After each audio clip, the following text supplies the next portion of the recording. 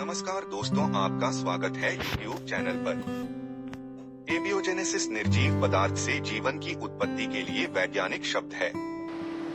हालांकि वह सटीक प्रक्रिया जिसके द्वारा पृथ्वी पर जीवन का उद्भव हुआ अनिश्चित बनी हुई है। कई वैज्ञानिक सिद्धांत इस बात के लिए प्रशंसनीय स्पष्टीकरण प्रदान करते हैं कि कैसे सरल कार्बनिक अणु जीवित जीवों की जटिल जैव रसायन को जन्म दे सकते हैं।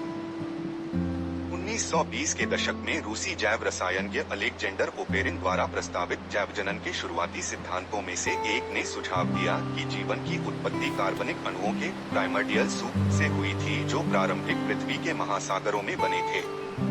ओपेरिन ने अनुमान लगाया कि बिजली गिरने और पराबैंगनी विकिरण से ऊर्जा इन अणुओं के बीच रासायनिक प्रतिक्रियाओं को ट्रिगर कर सकती है, जिससे प्रोटीन और न्यूक्लिक एसिड के निर्माण खंडों सहित अधिक जटिल कार्बनिक यौगिकों का निर्माण हो सकता है।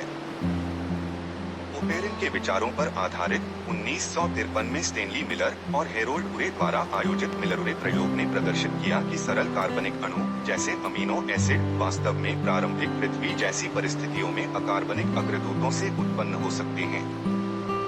इस प्रयोग ने इस विचार के लिए प्रयोगात्मक समर्थन प्रदान किया कि जीवन के बुनियादी निर्माण खंड निर्जीव पदार्थ से अनायास उत्पन्न हो सकते हैं। जैवजनन का एक अन्य महत्वपूर्ण सिद्धांत आरएनए विश्व परिकल्पना है, जो प्रस्तावित करता है कि स्वप्रतिकृति आरएनए अणु पहले जीवन रूपों के अग्रदूत थे।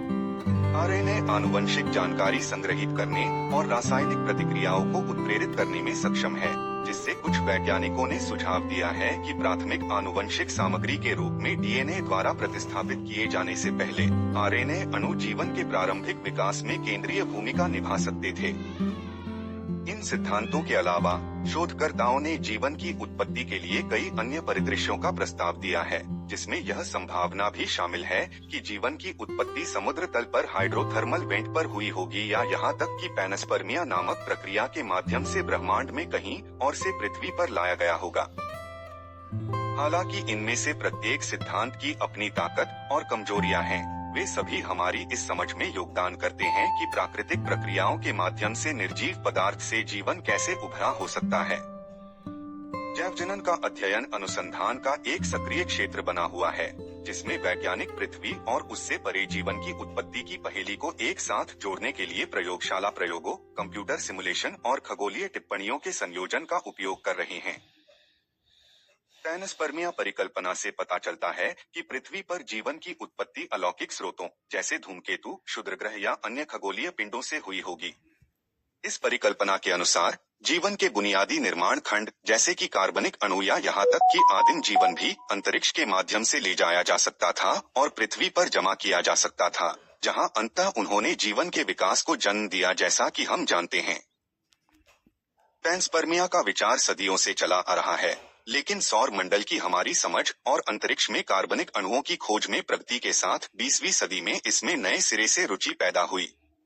पैनस्पर्मिया के प्रमुख समर्थकों में से एक स्वीडिश रसायनज्ञ स्वंते अर्हेनियस थे, जिन्होंने 1908 में सुझाव दिया था कि तारों से विकिरण दबाव से प्रेरित बीजाणुओं के माध्यम से जीवन पूरे ब्रह्मांड में फैल सकता है। ऐसे कई तंत्र हैं जिनके द्वारा पैनस्पर्मिया हो सकता है। एक संभावना यह है कि सूक्ष्मजीवों या कार्बनिक अणुओं को उल्कापिंडों या धूमकेतुओं पर ले जाया जा सकता है, जो तब पृथ्वी को प्रभावित कर सकते हैं और सतह पर अपना माल पहुंचा सकते हैं। एक और संभावना यह है कि कार्बनिक पदार्थ युक्त धूल के कण तारकीय हवाओं या अन्य खगोलीय प्रक्रियाओं द्वारा पूरे अंतरिक्ष में वितरित किए जा सकते हैं और अंततः पृथ्वी पर अपना रास्ता खोज सकते हैं। पैनस्पर्मिया परिकल्पना के लिए समर्थन विभिन्न साक्ष्यों से मिलता है। उदाहरण के लिए अध्ययनों से पता चला है कि सूक्ष्मजीव विकिरण और अत्यधिक तापमान सहित अंतरिक्ष की कठोर परिस्थितियों में जीवित रह सकते हैं। इसके अतिरिक्त उल्कापिंडों और धूमकेतुओं में कार्बनिक अणुओं की खोज से पता चलता है कि जीवन के निर्माण खंड ब्रह्मांड में व्यापक हैं। हालांकि पैनस्पर्मिया परिकल्पना अपनी चुनौतियों और आलोचनाओं से रहित नहीं है। मुख्य आलोचनाओं में से एक यह है कि अंतरिक्ष यात्रा के दौरान और पृथ्वी पर आगमन पर जीवन के जीवित रहने की स्थितियां बेहद कठोर हैं, जिससे यह सवाल उठता है कि क्या जीव या कार्बनिक अणु ऐसी यात्रा में जीवित रह सकते हैं। इसके अलावा पृथ्वी पर या उल्कापिंडों में अलौकिक जीवन रूपों के प्रत्यक्ष प्रमाण की कमी ने कुछ वैज्ञानिकों को जीवन की उत्पत्ति के लिए व्यवहार्य स्पष्टीकरण के रूप में पैनस्पर्मिया की व्यवहार्यता पर सवाल उठाने के लिए प्रेरित किया है। इन चुनौतियों के बावजूद पैनस्पर्मिया परिकल्पना एक दिलचस्प संभावना बनी हुई है, जिसकी वैज्ञानिकों द्वारा खोज जारी है।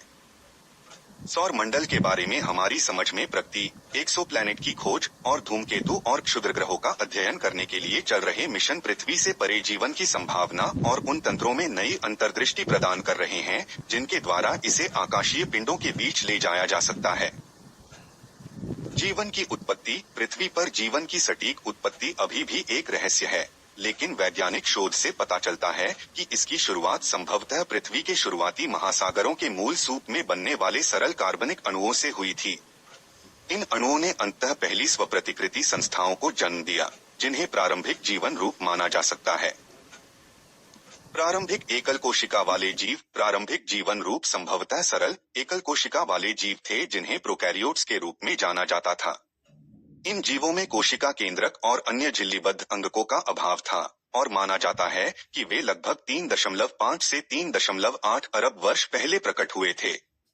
प्रोकैरियोट्स बुनियादी चयापचय प्रक्रियाओं को पूरा करने में सक्षम थे और अरबों वर्षों तक पृथ्वी पर जीवन का प्रमुख रूप थे।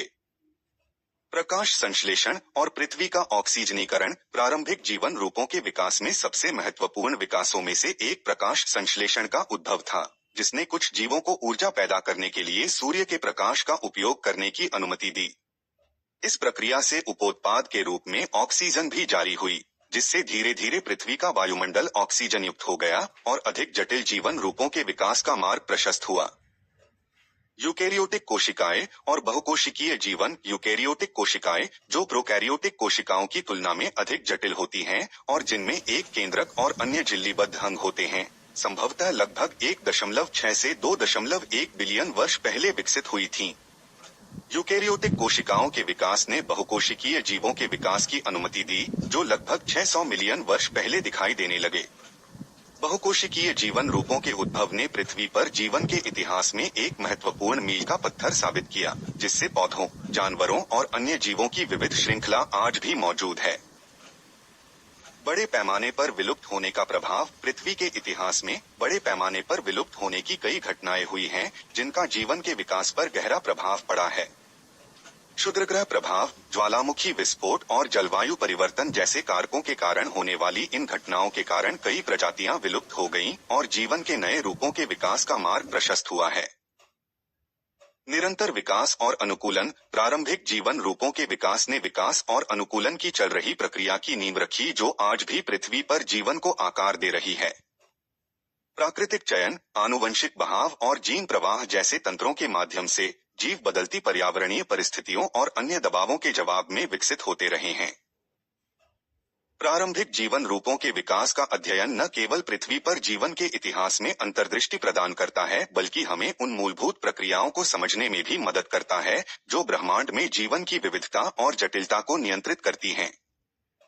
जीवाश्म विज्ञान, आणविक जीव विज्ञान और खगोल जीव विज्ञान जैसे क्षेत्रों में चल रहे शोध इस आकर्षक विषय के बारे में हमारे ज्ञान का विस्तार कर रहे हैं।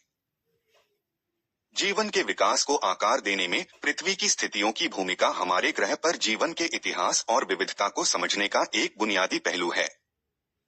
पृथ्वी की भौतिक, रासायनिक और भूवैज्ञानिक स्थितियों के अद्वितीय संयोजन ने जीवन को पनपने के लिए आवश्यक वातावरण प्रदान किया है। यहाँ जीवन के विकास के संदर्भ में पृथ्वी की स्थितियों की भूमिका का संक्षिप्त विवरण दिया गया है। तरल पानी की उपस्थिति, जैसा कि हम जानते हैं, तरल पानी जीवन के लिए आवश्यक है। यह जैव रासायनिक प्रतिक्रियाओं के लिए एक विलायक के रूप में कार्य करता है और जीवों के भीतर पोषक तत्वों और अपशिष्ट उत्पादों के परिवहन के लिए एक माध्यम प्रदान करता है। पृथ्वी के अपेक्षाकृत स्थिर तापमान और वायुमंडलीय दबाव ने इसकी सतह पर तरल पानी के अस्तित्व की अनुमति दी है, जिससे जीवन के उद्भव और अस्तित्व के लिए आवश्यक स्थितियां पैदा हुई हैं। पृथ्वी की कक्षा और जलवायु की स्थिरता, सूर्य के चारों ओर पृथ्वी की कक्षा अपेक्षाकृत स्थिर है, जिससे अनुमानित मौसमी परिवर्तन होते हैं और भूवैज्ञानिक समय के पैमाने पर अपेक्षाकृत स्थिर जलवायु होती है। इस स्थिरता ने पारिस्थितिक तंत्र के विकास और जटिल जीवन रूपों के विकास की अनुमति दी है, जो बदलती पर्यावरणीय परिस्थितियों के अनुकूल हो सकते हैं। पृथ्वी के वायुमंडल की संरचना। पृथ्वी का वायुमंडल नाइट्रोजन, ऑक्सीजन, कार्बन डाइऑक्साइड जैसी गैसों और अन्य गैसों की थोड़ी मात्रा से बना है। इस संरचना को अरबों वर्षों में जीवित जीवों की गतिविधि द्वारा आकार दिया गया है, जिसमें प्रकाश संश्लेषक जीव प्रकाश संश्लेषण की प्रक्रिया के माध्यम से ऑक्सीजन का उत्पादन करने में महत्वपूर्ण भूमिका निभाते हैं। वायुमंडल में ऑक्सीजन की उपस्थिति एरोबिक जीवों के विकास के लिए आवश्यक रही है, जिन्हें श्वसन के लिए ऑक्सीजन की आवश्यकता होती है। चुंबकीय क्षेत्र की उपस्थिति। पृथ्वी का चुंबकीय क्षेत्र इसके बाहरी कोर में पिघले हुए लोहे की गति से उत्पन्न होता है, जो ग्रह को सौर हवा और ब्रह्मांडीय किरणों के हानिकारक प्रभावों से बचाता है। इस चुंबकीय क्षेत्र ने वायुमंडल को सौर हवा से नष्ट होने से बचाने में मदद की है, जिससे सतह पर जीवन के अस्तित्व के लिए आवश्यक स्थितियां बनी हुई हैं। प्लेट टेक्टोनिक्स और भूवैज्ञानिक गतिविधि। पृथ्वी भूवैज्ञानिक रूप से सक्रिय है। इसमें टेक्टोनिक प्लेटों की एक गतिशील प्रणाली है, जो एक दूसरे के साथ बातचीत करती है, जिससे ज्वालामुखी विस्फोट, भूकंप और पर्वत श्रृंखलाओं के निर्माण जैसी प्रक्रियाएं होती हैं। इन भूवैज्ञानिक प्रक्रियाओं ने पृथ्वी की सतह को आकार देने और जीवन के लिए विविध आवास बनाने में भूमिका निभाई है। वे पोषक तत्वों के पुनर्चक्रण और लंबे समय के पैमाने पर पृथ्वी की जलवायु के नियमन में भी योगदान देते हैं। निष्कर्षतः अलौकिक जीवन की खोज वैज्ञानिक जांच का एक बहुआयामी और गतिशील क्षेत्र है, जो वैज्ञानिकों और जनता की कल्पना को समान रूप से आकर्षित करता रहता है। जबकि कई चुनौतियां बनी हुई हैं, प्रौद्योगिकी में निरंतर प्रगति और ब्रह्मांड के बारे में हमारी समझ हमें मानवता के सबसे पुराने प्रश्नों में से एक का संभावित उत्तर देने के लिए पहले से कहीं अधिक करीब ला रही है। क्या हम ब्रह्मांड में अकेले हैं?